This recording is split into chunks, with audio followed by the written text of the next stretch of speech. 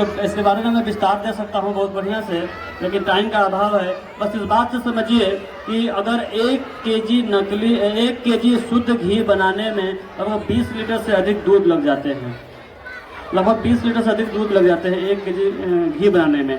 और 20-25 लीटर दूध को, वो भी अगर भैंस का दूध है तो, और 20-25 लीटर दूध का अगर दाम हम देखें और बनाने का पूरा प्रोसेस ले करके दही के साथ जो हम तैयार करेंगे तो पूर्णतः वो 1000 से ऊपर खर्च हो जाते हैं। और मार्केट में 500-600 रुपये किलो या 800 रुपये किलो भी घी मिल जाते हैं। तो हम कैसे माने कि वो घी या वो कंपनियां आपके ऊपर परोपकार कर रही हैं? कहीं नहीं, वो मार्केटिंग की एक व्यवस्था है। इसलिए हमको सजग होने की ज़रूरत है। हम घी किस प्रकार से पहचाने कि वो नकली है, इसको जानेंगे हम बच्चे से। Good morning everyone, my self Anjali Prajapati from class 7B। आज मैं आपको बताना चाहूँगी कि देसी घी असली है या नकली, कैसे करें पहचान। देसी घी तो हर घर में इस्तेमाल किए जाते हैं। कुछ लोग घर पे ही मलाई से घी निकाल लेते हैं, जबकि अधिकतर लोग बाजार से देसी घी खरीद लाते हैं। कई बार तो ऐसा होता है कि लोग मार्केट में नकली देसी घी ले जाते हैं जो सेहत को नुकसान करते हैं।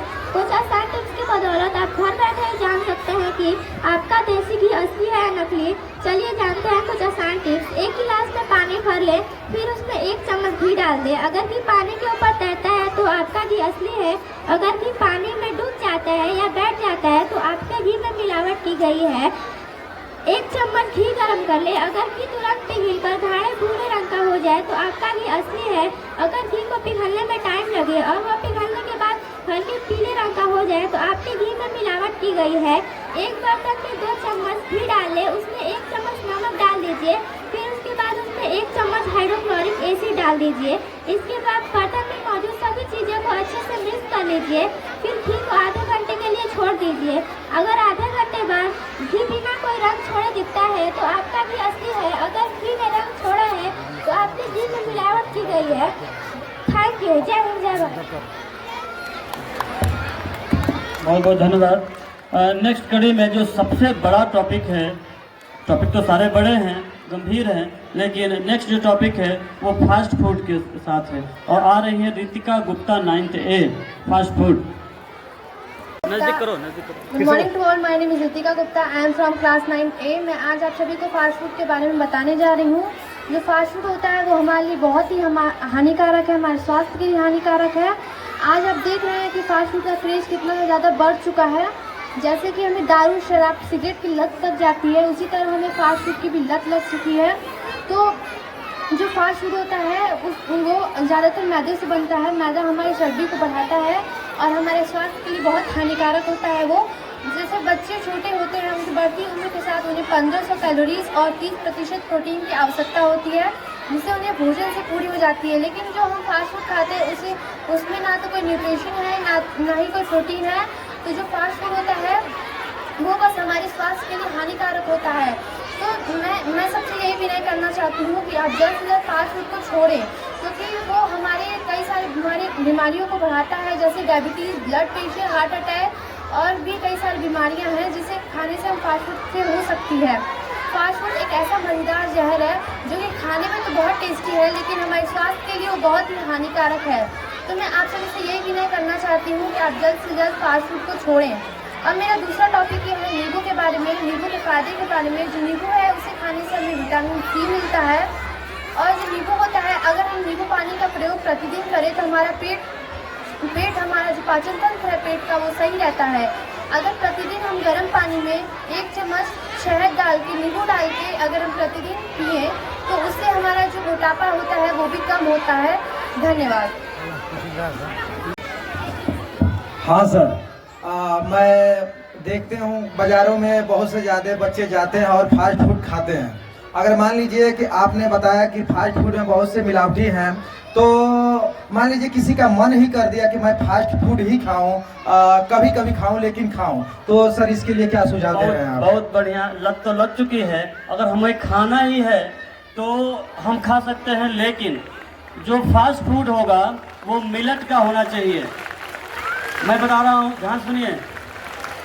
अगर फास्ट फूड होना चाहिए तो आपके घर का बना होना चाहिए, और उसके अंदर जो मैदा है उस मैदे के जगह पे मिलेट का अगर हम फास्ट फूड बनाकर घर पे खाते हैं, घर पे सरसों का तेल या नारियल का तेल, तिल का तेल या बहुत सारे जो खानों में इस्तेमाल किए जाने वाले तेल हैं उस तेल का इस्तेमाल हम करें, और मिलेट से बने आटे का अगर हम फास्ट फूड बनाते हैं तो हमारे लिए सेहत के लिए ज़्यादा बेटर होती है। हाँ सर, ये कह रहे हैं कि आप सरसों का ऑयल बता रहे हैं कि सरसों का तेल से ही आप फास्ट फूड बना सकते हैं, लेकिन ये सरसों का ऑयल भी मार्केट में हमें लगता है कि 90+ जो है कि मिलावटी होती है, तो इसकी पे क्या करना चाहते हैं? इसके लिए मैं यही कहूँगा कि जितना सरसों का तेल मार्केट से जितना रेट में मिलता है, सेम उसी रेट में आपको पड़ सकता है। आप सरसों ले लीजिए। आप चूँकि यहाँ के जितने बच्चे हैं सब गांव में रहने वाले हैं, टाउन में रहने वाले हैं, बहुत सारी मिल हैं, तेल वाली मिल हैं, आप ले करके थोड़ा सा समय आपका नुकसान होगा, और वो समय जो नुकसान आप करेंगे तो बच जाएंगे अपना समय नुकसान करने में जो हॉस्पिटल में बीतने वाला है। इसलिए उस समय को अपना अच्छा समय मानते हुए सरसों के मिल में जाइए और वहाँ से तेल निकलवा लीजिए सरसों को खरीद करके, वो आपके लिए सबसे बेहतर तेल होगा। बहुत बहुत धन्यवाद सर, आपने बच्चों के और हम लोगों को भी सीख दी है, इसके लिए बहुत बहुत धन्यवाद। अगले के लिए ओरिजिनल है, क्योंकि हमने क्या किया कि खोला और तुरंत किचन में जो जितने भी मसाले रखे होते हैं, आप उसे जितना शुद्ध समझते हैं शायद वो उतना शुद्ध होता नहीं है। तो मैं आपको बताऊंगी कि आप अपने मसालों की शुद्धता कैसे जांच करें। जैसे कि हमारे किचन में ज़्यादातर धनिया पाउडर पाया जाता है, तो धनिया पाउडर को आप अगर पैकेट का लेते हैं तो मत लिया करिए। मेरा सजेशन मेरी तरफ से ये है, अगर आप धनिया को मार्केट से खरीद के उसे घर पे ग्राइंड कर लें तो ज़्यादा बेहतर होगा। अगर आपके पास पैकेट में मसाले हैं तो उनकी शुद्धता एक बार जांच करें। आपको जांच करने का तरीका मैं बताऊंगी। आप धनिया पाउडर ले लें और 1 गिलास पानी ले लें और उसमें धनिया पाउडर को पानी में डाल दें, और अगर धनिया पाउडर जो पानी के ऊपर तैरने लगे तो वो मसाला आप मत यूज़ करिए, क्योंकि वो शुद्ध नहीं होता है। और अगर पानी के नीचे चला जाता है तो वो धनिया पाउडर का मसाला शुद्ध है, उसे आप इस्तेमाल करिए। आपके किचन में हल्दी इस्तेमाल होती है, उसमें बहुत ही खतरनाक केमिकल लेड क्रोमेट नामक केमिकल पड़ा होता है जो कि हमें बहुत ज़्यादा नुकसानदेह होता है। तो आप हल्दी की शुद्धता कैसे जांच करें, इसके लिए ये है कि आप हल्दी ले लें, उसे भी अगर आप पानी में डालते हैं, अगर वो पूरे पानी को कलर कर देती है तो वो शुद्ध हल्दी नहीं है। अगर आप वो हल्दी पानी के नीचे चली जाती है तो वो शुद्ध हल्दी है। आपके पास इसको दिखाने की कोशिश करें, क्या दिखाएंगे कि ये हल्दी हमारे पास जो है वो शुद्ध है या नहीं है।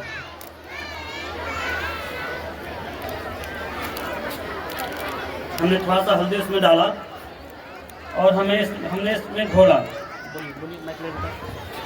हमने इसमें हल्दी डाला और ये पूरे पानी को कलर कर दी। इसका मतलब है ये हल्दी जो है वो शुद्ध नहीं है। मैंने इसे पैकेट का खरीदा था, तो मार्केट से ज़्यादातर आप हल्दी लेना बंद कर दें। इसे आप खरीद के और उसकी शुद्धता जांच करने के बाद घर पे उसे ग्राइंड करके पीस लें। और इसके बाद हमारे किचन में अक्सर सेहत के लिए हम लोग दूध में केसर मिलाते हैं। बहुत ज़्यादा केसर का इस्तेमाल होता है। Even females also use in this pregnancy, very much usable. केसर जो होता है हमें बहुत फ़ायदेमंद लगता है, लेकिन वो केसर जो होता है वो ज़्यादातर शुद्ध नहीं होता है। कुछ केसर मार्केट में कम दामों में मिल जाते हैं, कुछ केसर मार्केट में ज़्यादा दामों में मिलते हैं। तो कोशिश करिए कि ज़्यादा दाम वाला खरीदें, क्योंकि वो शुद्ध होता है। नकली केसर अक्सर जो होता है वो भुट्टे के रेशों को कलर करके दे दिया जाता है। तो इसकी शुद्धता आप कैसे जांच करें? मैं इसके लिए ये कहूँगी कि आप केसर ले लें, उसे हाथों में मलें। अगर वो नकली होगा तो वो कलर छोड़ देगा आपके हाथों पे, क्योंकि कलर जो असली केसर होता है वो कभी हाथों पे रंग नहीं छोड़ेगा। आपके किचन में लौंग पाई जाती है, कॉमन कोल्ड में आप इस्तेमाल करते हैं उसे ज़्यादातर। उसकी वेपर जो होता है उसे लेते हैं, उसके पानी को पीते हैं। तो लौंग जो आती है उसका तेल निकाल लिया जाता है, मतलब कि उसमें क्या जो गुण होता है वो निकाल लिया जाता है। लौंग का जो तेल होता है वो बहुत महंगा मिलता भी है, तो जो हमारी किचन में लौंग आती है उसका तेल निकाल लिया जाता है, तो वो उतना फ़ायदा नहीं करेगी जितना कि एक असली लौंग हमें फ़ायदा करेगी। तो उसकी शुद्धता आप ऐसे जाँच करें, उसे पानी में डालिए, एक गिलास पानी ले लीजिए और कुछ लौंग के दाने उसे पानी में डालिए। अगर वो लौंग नीचे चली जाती है तो उसका तेल नहीं निकाला गया है, आप उसे इस्तेमाल कर सकते हैं। और अगर वो ऊपर तैरती है तो उसका तेल निकाल लिया गया है और उसे आप इस्तेमाल ना करें। इसी के साथ मैं अपनी बात को विराम देना चाहती हूँ। शुद्ध खाइए, स्वस्थ रहिए। धन्यवाद।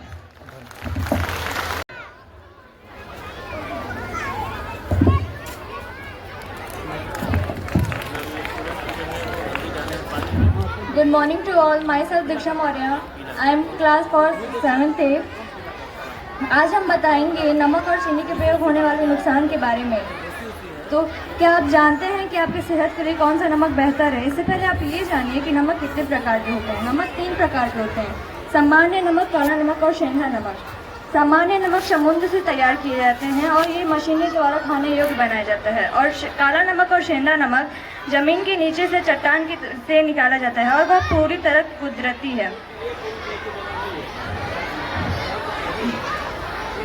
आपसे विनती है कि आप अपने घर का पैकेट का नमक बदलकर सेंधा नमक और काला नमक रोरी वाला घर पे लाएं और उसे कूट के अच्छी तरह डालें और सब्जी बनाते समय ही नमक डाल लें। ऊपर से नमक डालने से वह हल्का जहर की तरह काम करता है। WHO के अनुसार ज़्यादा नमक खाने से दिल का कमज़ोर होना, हार्ट अटैक आना आदि रोगों का खतरा होता है।